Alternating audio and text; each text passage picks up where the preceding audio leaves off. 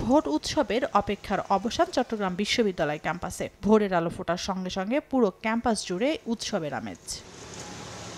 দীর্ঘ ৩ যুগ পর অনুষ্ঠিত হতে যাচ্ছে চট্টগ্রাম বিশ্ববিদ্যালয়ের কেন্দ্রীয় ছাত্র সংসদ ও হল সংসদ নির্বাচন। জোরদার করা হয়েছে ক্যাম্পাসের নিরাপত্তা ব্যবস্থা। বহিরাগতদের প্রবেশ বন্ধে নেওয়া হয়েছে কঠোর পদক্ষেপ। প্রতিটি ভবনে একজন করে নির্বাহী ম্যাজিস্ট্রেটের পাশাপাশি পুরো ক্যাম্পাসে মোতায়েন করা হয়েছে পুলিশ, সেনাবাহিনী ও বিজিবি সদস্য। দ্রুত ফল ঘোষণার জন্য ভোট গণনা হবে 2 লেয়ারে।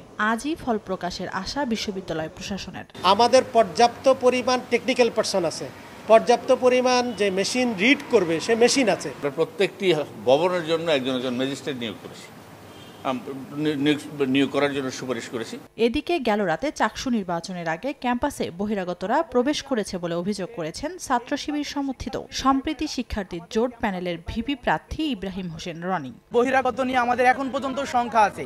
আমরা চাই আজ থেকে এখন থেকে বিশ্ববিদ্যালয়কে প্রধান নির্বাচন কমিশনার বলেছেন যে 4 স্তরের নিরাপত্তা বেষ্টন তৈরি করা হবে, তার জন্য দ্রুত সময়ের মধ্যে বাস্তবায়ন করা হয়। অন্যদিকে মঙ্গলবার রাত 11টার দিকে পাল্টা সংবাদ সম্মেলনের ডাক দেয় ছাত্রদল ভিপি ও জিএস প্রার্থী। এ সময় তারা জানান প্রবেশের পাস না থাকলে কাউকে ক্যাম্পাসে ঢুকতে দেওয়া হচ্ছে না। বিভিন্ন অভিযোগ আমরা দেখতে পাচ্ছি, সেই অভিযোগগুলো আমাদের বিশ্ববিদ্যালয় প্রশাসন এবং নির্বাচন কমিশনার তাদের খতিয়ে দেখবে বলে আমাদের আশা। অনেকের মনে হচ্ছে যে বহিরাগত এরাও, আসলে সেটা না, আসলে সবাই স্টুডেন্ট, যে এখনো গান করতেছে এখানে। আমরা যদি যে বলে আমরা সবাইকে কিন্তু চিনব না।